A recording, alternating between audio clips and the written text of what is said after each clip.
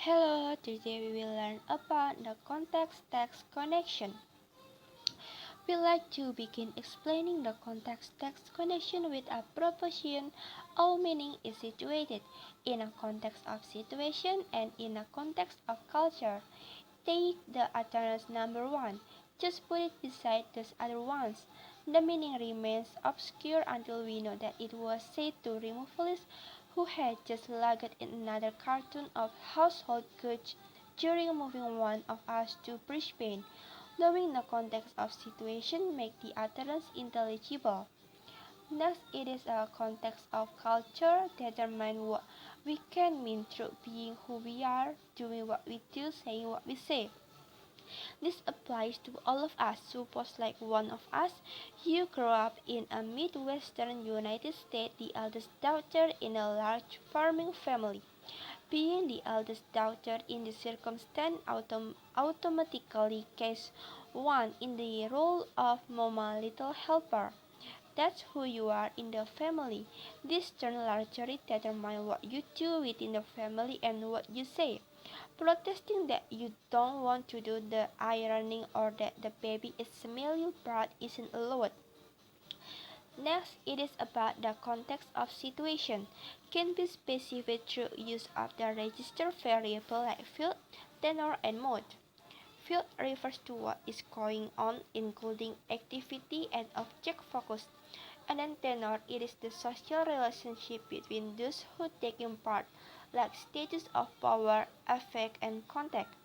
Mode, it is how language is being used, like the channel of communication is spoken or written, and then language is being used as a mode of action or reflection. Next, you can take a look in this picture. We can conclude that culture is a genre of purpose, and then a situation is consists of tenor, is who is involved, and field subject matter, and mode it is channel. They are part of register, and register part of text.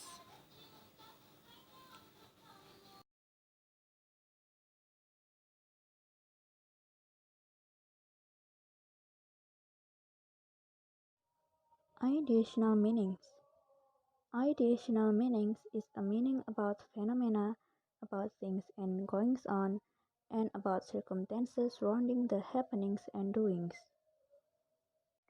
Ideational meanings relies in wording through participants, processes, and circumstances, and it is centrally influenced by the field of discourse.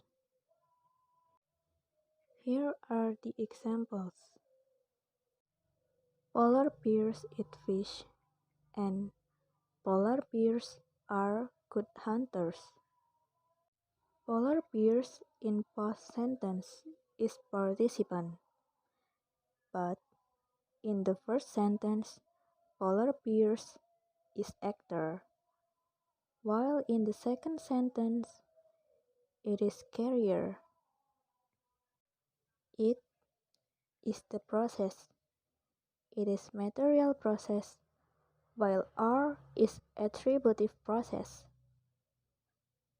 Fish is participant, a goal, and good hunters is also participant, but it is attribute. So, what does the sentence mean? It is about an animal, polar bears, performing a habitual action, eat, to another animal, that is, fish. This is known as experimental meaning.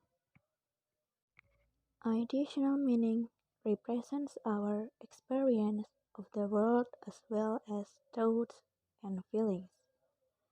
It is concerned with how we talk about actions, beliefs, situations, states, etc. Interpersonal meanings. Interpersonal meanings are meaning which express a speaker's attitude and judgment. These are meanings for acting upon and with others. Meanings are realized in wording through what is called mood and modality. Meanings of this kind are most centrally influenced by tenor of discourse. Now we see the three sentences. Number 1, polar bears eat fish. Number 2, polar bears might be good hunters. Number 3, do polar bears eat fish? Number 2 is still a statement, but it introduces into sentences an assessment by the speaker whether or not the statement is true. And then number 2 and 3 differs in the ways in which we act upon one another through language. And we move to the examples from Gerard and Wienel, 1995, page 13. Consider the interpersonal relation between speakers. The first one is declarative. The example is, we inspect the growing plants every week. The second one is imperative. The example, Brock, get those plants inspected right now. Consider which kind of people are allowed to order others about. Now we move to the next examples. The first one, Brock, do you really expect me to believe this crap? The second one, Mr. Brock, I find your position untenable. These two sentences is consider the degree of informality or formality. So as we can see, that first sentence is example of informality. However, the second sentence is the example of formality. And then we move to the next example. Mr. Brock is a fine, upstanding employee. Miss Brock is a lazy, incompetent fool. Consider the attitudinal lexis which express affect the degree of like and dislike. From the underlined word, we can see the difference from the sentence. The first one is the example of the degree of like, then the second one is example of the degree of dislike. And then we move to the example of modality. Unfortunately, Brock is an inspector. Fortunately, Brock is an inspector. From the underlined word, we can consider the mood adjunct which reveal attitude or judgment. And then another example is the crop might be inspected. The crop should be inspected. The crop must be inspected. The underlined word consider modal operators revealing the speaker's certainty.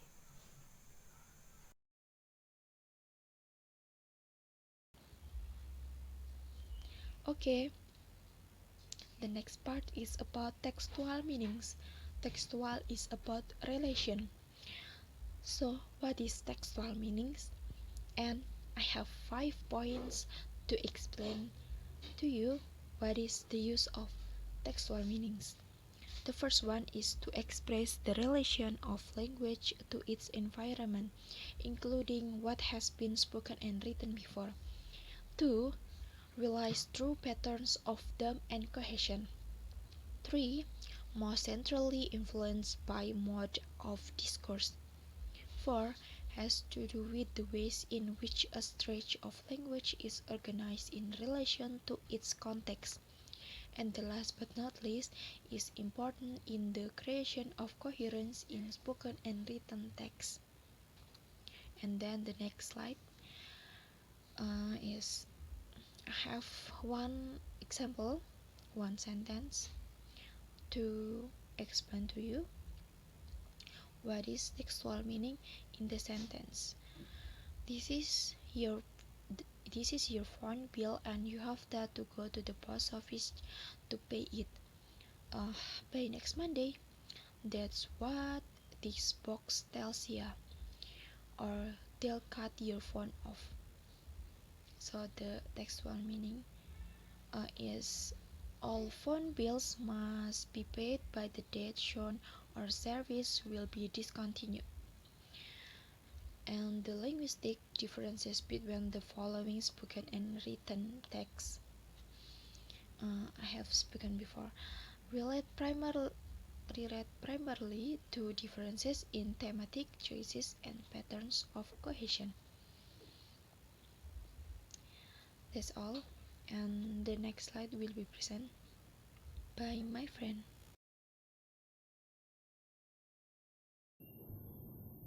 Okay, the last is the relationship between context, meanings, and wording. So, in a text, there is a context. Context itself is the circumstance that form the setting for event, statement, or idea, and in terms of which it can be fully understood and assessed. And in a text, they have semantic and lexical grammar. Lexical grammar itself is level of linguistic structure where lexis or vocabulary and grammar or syntax combine into one. At this level, word and grammatical structure are not seen as independent but rather mutually dependent, with one level interfacing with the others. And then the semantic. Semantic is the meaning and interpretation of word, signs, and sentence structure. And semantic itself is divided into three. It is additional meaning, interpersonal meaning, and textual meaning. The additional meaning is the field of the text, or we can say it what's going on with the text, and we could know the field by identifying the transitivity. It is the processes, the participant, and the circumstance. And then, interpersonal. Interpersonal meaning is the tenor of the text, or we can say that it is the social relation. We could know the social relation by identifying the mode and modality. It is the speech roles and attitudes. And the last is textual meaning. It is the mode of the text, or we can say that it is the contextual coherence. We could know the mode or the textual meaning by identifying the theme and cohesion.